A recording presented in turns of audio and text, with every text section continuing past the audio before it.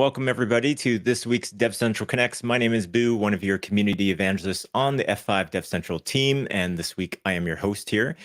We have on exciting guest today, Eric Wright. He is from Disco Posse podcast, folks may know him from, and he's also Chief Content Officer at GTM Delta. We can chat about what his latest endeavor is as well.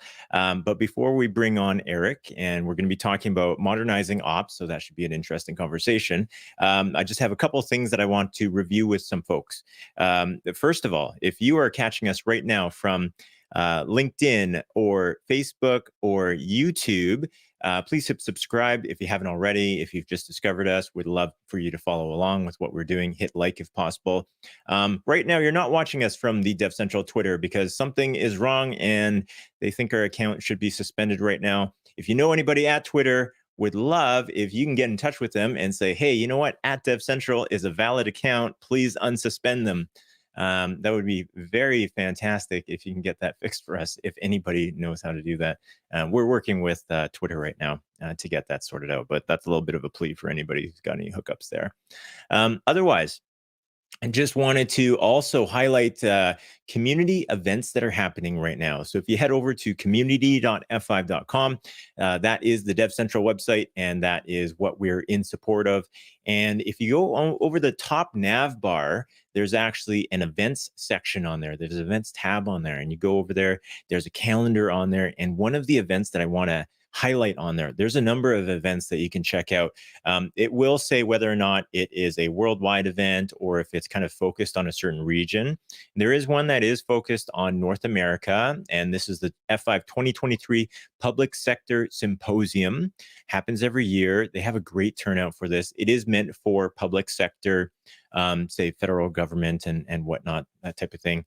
It's in Tyson's Corner, Virginia, March 21st, 22nd, 23rd. There's a virtual part of it happening on March 21st.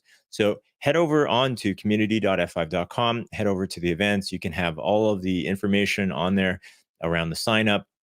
If you are attending in person, there's lots of ability to actually go through training for your F5 certifications and go through certifications on site there as well. So if you have been preparing for your F5 certifications, you got about a month or so to kind of wrap up any loose ends on any of your studies, and you can head over to this event there and write your exams. So we'd love to see a lot of folks out there attending that. We have great speakers.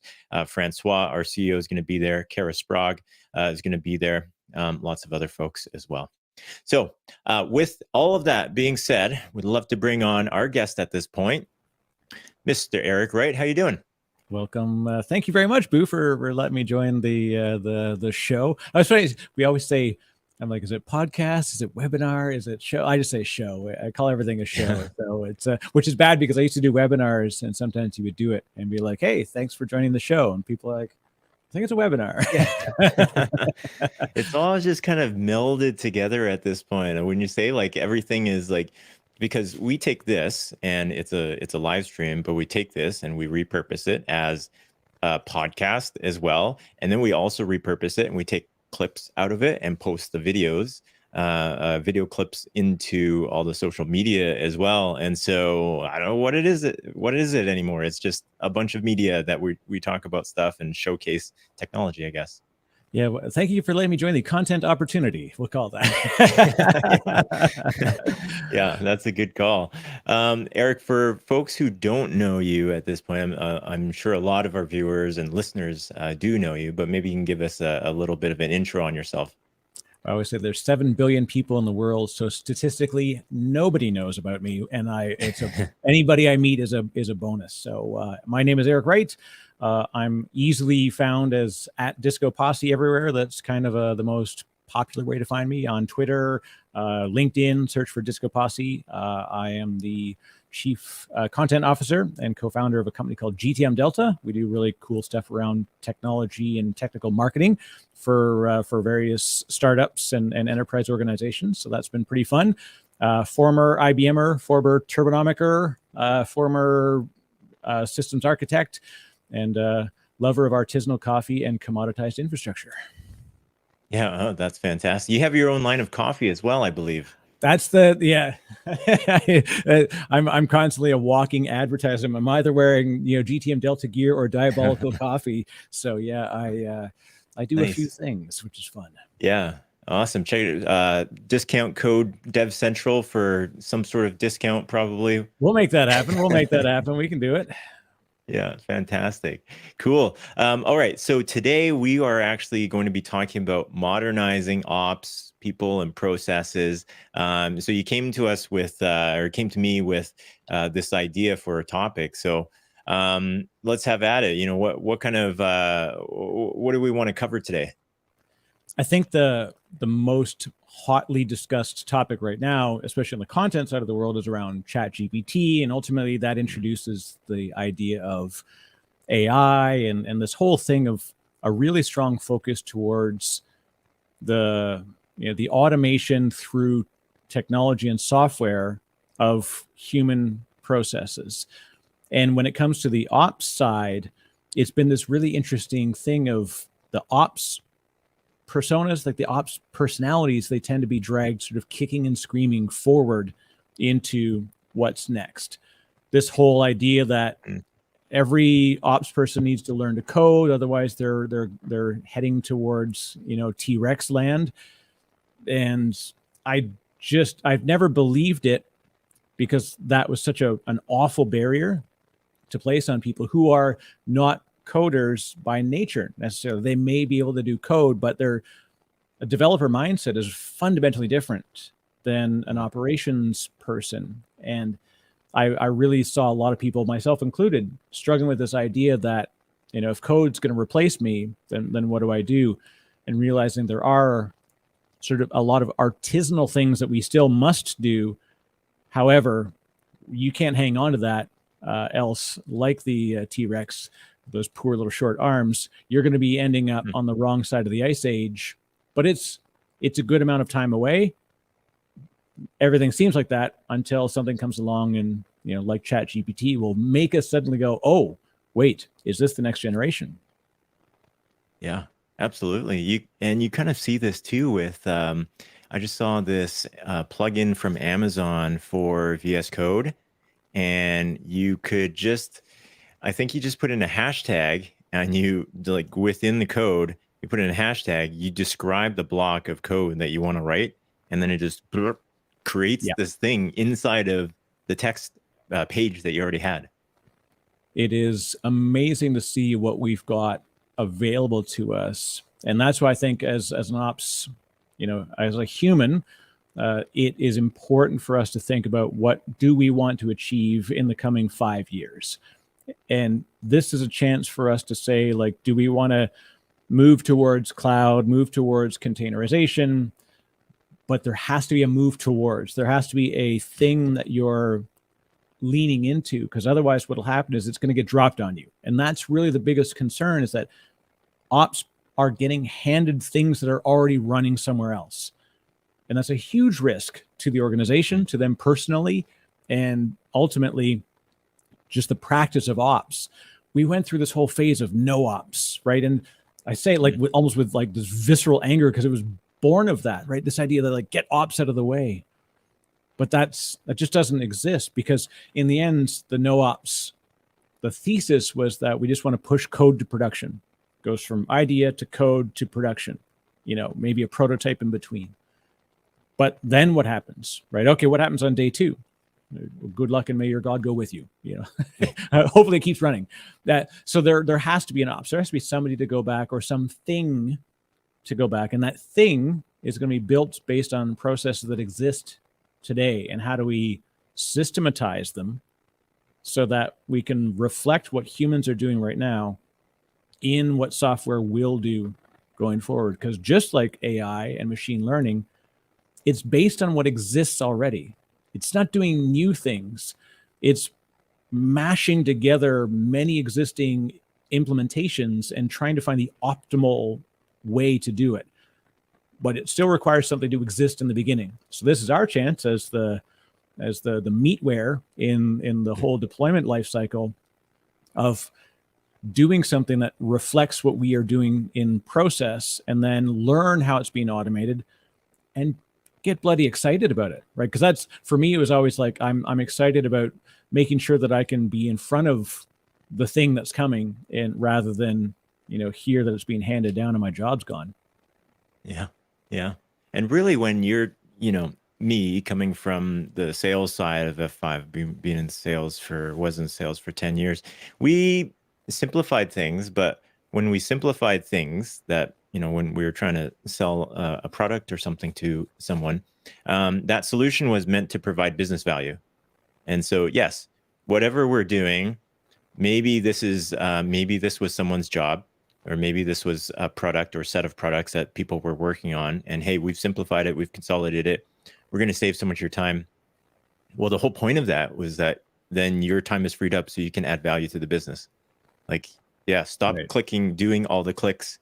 Maybe it's automation, maybe it's something else, but stop doing all those things, because not just so you sit there and twiddle your thumbs. Like, you as a person should be adding value to your business somehow, and you clicking things isn't necessarily adding all of the value. Maybe maybe you perceive your value at that point in keeping the lights on, and that is a job, but you can add way more value to the company if you can figure out, now that I'm done that, the next thing that I work on is actually enhancing revenue or adding a new revenue stream that we never would have had if you didn't have that extra 8 hours that week.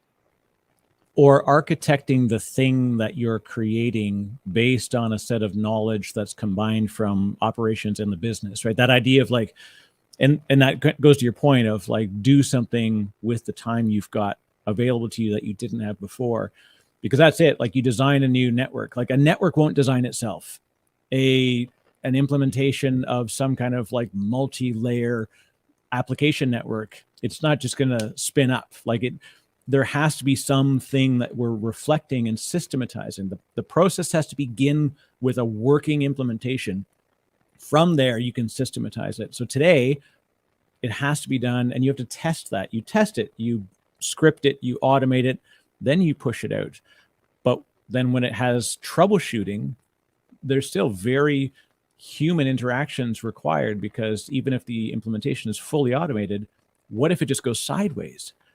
And during that design phase is when you discover that you're now designing the understanding of failure domains. Where are the faults potentially going to occur? You get business continuity. You can automate business continuity, but you're automating an understanding of the flow of, tasks, importance, everything. You have to set that priority. Then you can codify it, but it always begins with a real process that exists. And like, my favorite saying, I should get a t-shirt for this, is show me a successful spanning tree implementation and I'll show you a network that's gone down the last 3 weekends in a row while they tried it out. This stuff will go perfectly in theory. And I think it's Einstein that said it. In theory, everything works in practice, but in practice, it doesn't. Absolutely. Yeah, that's spanning tree brings back dark memories. PTSD. Oh, absolutely. Spanning tree is, that's something everyone should go through, though. That's an important network operations lesson to be learned, hopefully early in your career, and maybe in a lab environment, but most often in production. Yeah, and that really is that thing of because the people that create these processes and the software and the automation, ultimately, a lot of times they bring previous knowledge. There is that question of, what if someone comes in that's brand new, right? That whole like old man yelling at clouds, right? I'm the old man yelling at the cloud, because I could say, like, I saw mainframe to distributed to, centralized hub spoke technology. The idea of moving from, different network topologies, moving to L4 to L7, being the most important layers in the stack as far as the way we did routing and application awareness.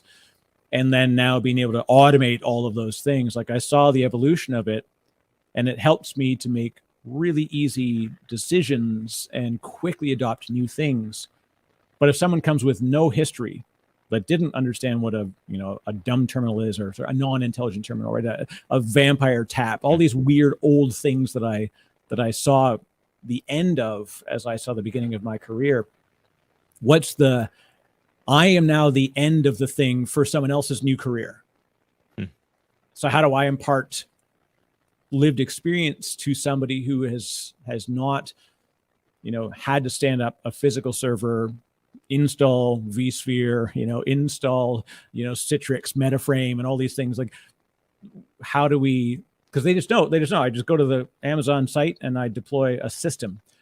But then what they're going to do is they're going to make decisions for ease of operations that have a great impact to the business around cost. Abstracting complexity doesn't abstract the problem, it hides the problem. That's a big risk, that you're just deploying all this stuff out there. And they're like, oh, I'm just going to put it on Fargate, or I'm going to put it on whatever. And like, oh, that sounds great. That's just like saying hockey is as easy as, oh, all you got to do is just go down, skate, and put the puck in the other person's net more than they do in your net. It's just that easy. If that's Fargate. Sounds easy. Okay, now do it. Yeah, absolutely.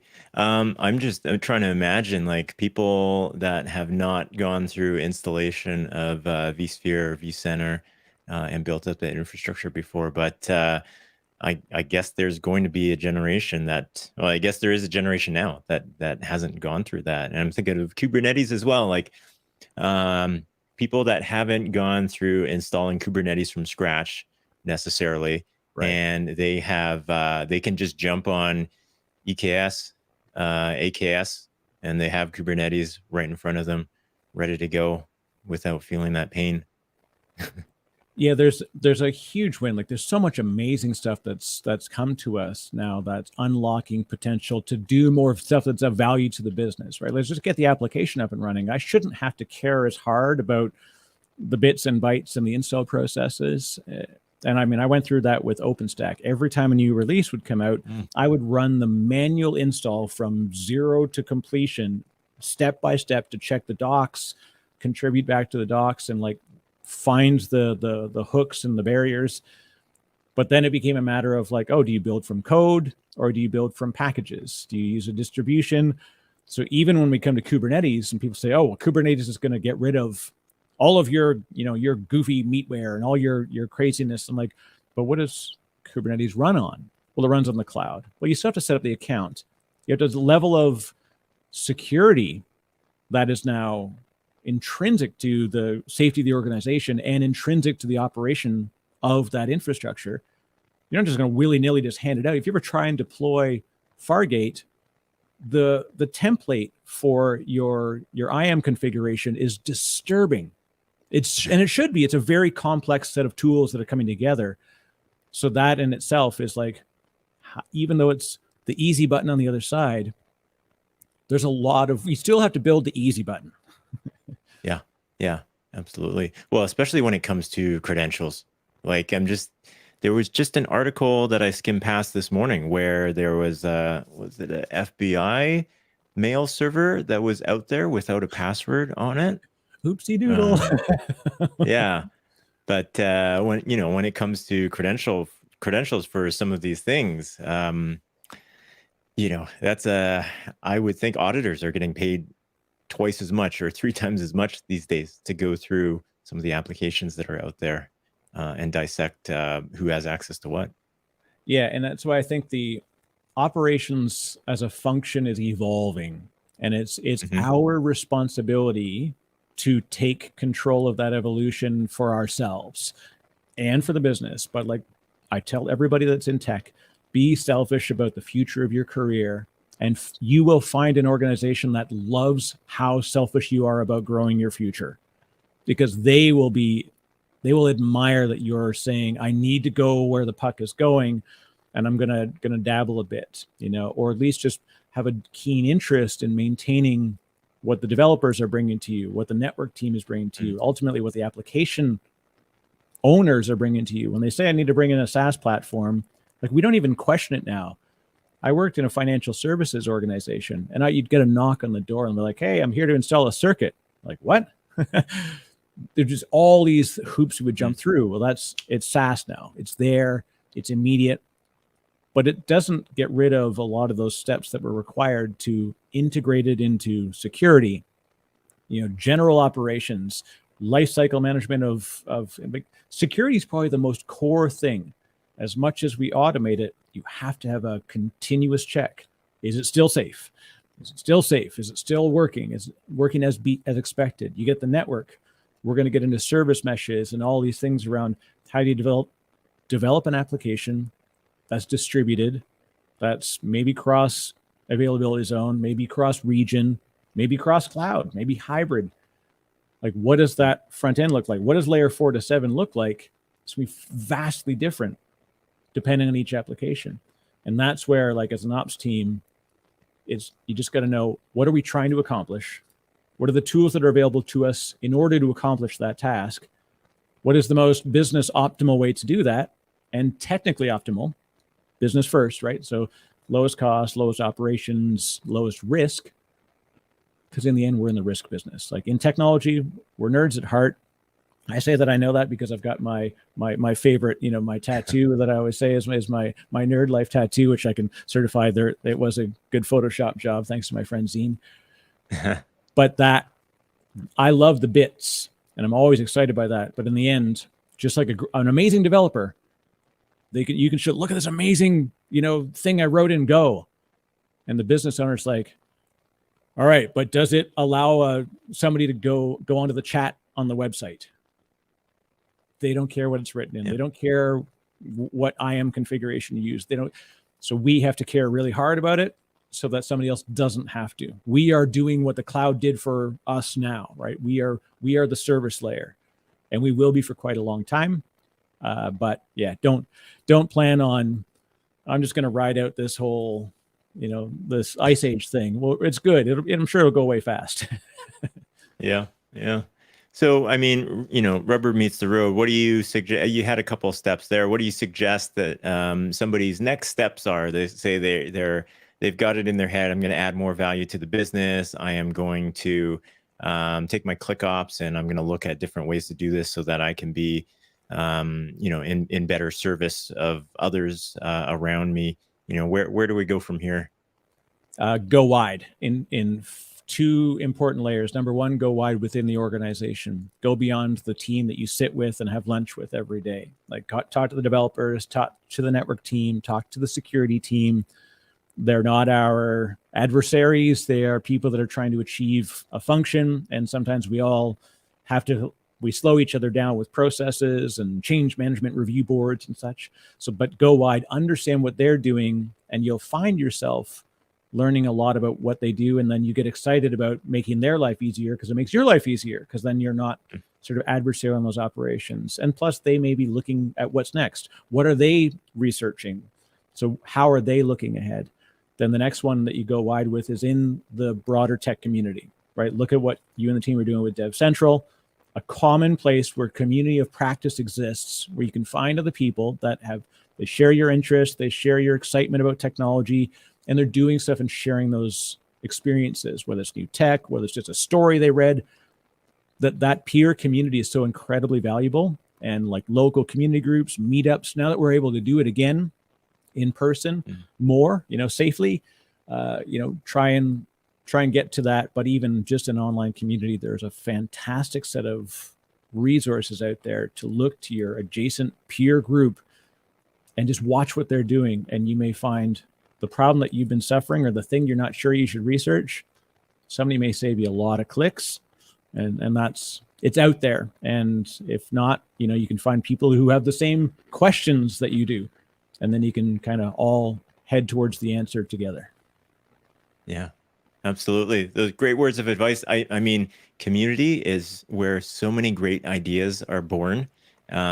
There's the knowledge sharing from somebody who has experience, who hasn't had the experience with something, but like the ideas that come out of it are amazing. Just last week, we have our DevCentral MVP group, and there we recognize our top community members within our group. And one of them actually shared amongst the group an amazing idea that he had and put together for something. It's not totally public and released yet, but just the ideas that are shared around community, and the deeper that you can get into the community and have those bonds, and then you can start sharing stuff that you wouldn't necessarily share completely in public, completely out to say Twitter in public, but you're in a somewhat of a closed group. And then Right. within those groups, sometimes you have that narrow group that you're really tight with and you have that bond with. I love seeing that kind of stuff, that interaction that happens with those communities. Yeah, I mean, we could say the spicy version of what we should have talked to is like, ops is dead. Good luck. How's it going? That's kind of what we're being told. But we do know in the end that it's ops as it is today is coming to a wind down, and it will wind down, and it will be replaced by another ops thing, right? So AI won't replace us, but it will be working beside us. So just as grievous as I want to make it sound, because it'd be a good hot take on Twitter. That's it. Ops is dead. Your job is over. How's it going? That'll be the thing that we said as the leader. Put that on Twitter, and people are like, what? But well, we've got it on recording now. I'm clipping that out. That is the hot take. Okay, well, speaking of hot takes, actually, one more thing, Eric, just wanted to take a second to dive into GTM Delta and what you're doing there. Maybe you can give us a little bit of a rundown on like what you've been working on specifically there. Yeah, so we're making sure that AI doesn't replace humans in the world of technical marketing and technical content creation. My team and I have effectively got this interesting two-sided problem. We've got technology companies that have generally technical problems and technical solutions that are aimed at technical buyers, right? This would be like the F5s of the world, a lot of startups, large enterprise tech organizations. How do they effectively reach practitioners in their own language in a meaningful way, right? You can't say, according to some pundit, this is the future of technology. What they want to read is, hey, how do you deploy a load balancer in Kubernetes? So what we do is we have a massive pool of content contributors that we work with them, and we apply the best practices of technical product marketing on this community content. We pull it together, and then we have organizations can use that, and they private label it. So they can take the content and it becomes theirs. So it's a great way to either be the technical product marketing team or to augment your existing team. And it's super fun. I'm just taking a decade plus of experience of doing just this and scaling a team and working with Irfan Ahmad, my co-founder, also previous co-founder of Cloud Physics and early VMware and Transmeta, all sorts of exciting history there. But it's a lot of fun. So thank you for asking. Oh, if you want to be a content creator as well, if you are in the F5 community or in any tech community, you can go to gtmdelta.com/join. And we're always looking for freelance content contributors. And it's a lot of fun to be a part of the team. We've got educational resources we share as well, so we can help you get better at what you do. Awesome. So freelance is in, you can just go gig by gig and grab whatever you got. Write what you want, when you want, from wherever you are, and life is good. Nice. Oh, that's fantastic. All right. We will put up links for how to get in touch with Eric around that as well. And maybe one more thing. We've got like half a minute left. I just wanted to bring up one news article that we've got. There is the news articles that are listed under community.f5.com. You head over to the groups, and there's a group called DevCentral Connects. You'll see a show thread on there. And one article that I want to bring up here. Amazon mandating return to office for 300,000 corporate staff, wanting them to come back 3 days a week. We've seen a bunch of this. This isn't the first big company, although maybe it is the biggest company that has done this announcement so far for 3 days a week. We're talking about ops. We're talking about how people add value to the business. Maybe you can get your take, Eric, on what you think how you think this plays into ops. Do people in person in ops add more value when they're in office? Are they getting by without being in office and remote? Where do we see the intersection? The hybrid workforce and the hybrid workplace, I think, is definitely the best future. Being 100% remote, while it's fantastic for ease of lifestyle, it does not do well for your own personal growth, nor for that of the team or the organization. I understand 3 days a week. That's pretty cool. I would rather not go to an office every day if I had to, but I also really love when I go and I'm among my peers. We had an offsite for our team and it was fantastic. So much more happens when you're in person. You get the water cooler talk, you get to go for lunch. You just get to chat idly. No one just I'm going to spin up a Zoom and, hey, anybody want to join and just talk about what I had for dinner last night? No, you look over the desk and you're like, hey, Boo, check it out. I found this really cool restaurant over in Gastown that I went to last night. That camaraderie is built in person. However, we should recognize that we need to have that, 50-50 or, so in this case, it's sort of a 60-40 approach. So I think there'll be some resistance, but over time, we will find that this becomes a pretty good standard bearer for, a partially remote workforce. Yeah, fair enough. Good take. Alrighty. We are at time. So Eric, I want to thank you for joining us today. Like I mentioned, we're going to have all of your contact info, a link to GTM Delta if anybody wants to get involved with that as well. Otherwise, I know we'll have links, but where can folks find you, Eric? Yeah, easiest place, of course, Twitter. I'm maybe one of the last people that's going to turn the lights out on it on the way down. Twitter.com/Disco Posse. Go to discopossepodcast.com. Also have a podcast. And just hit me up. Reach out. It's eric@gtmdelta.com as well. So I'm always happy to connect with folks. And LinkedIn as well. I have an open LinkedIn policy. The more people that I can connect with out there and help their future, the better I feel about what I'm doing today.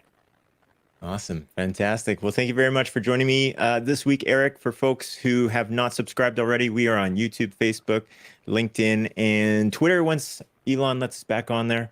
That's right. Hey, can I do that thing? I got to do don't forget, folks, to smash that like button and hit the subscribe and make sure that you hit the little bell icon so that you get notified whenever a fantastic F5 DevCentral live stream goes up and you can reach all of our content. There you go.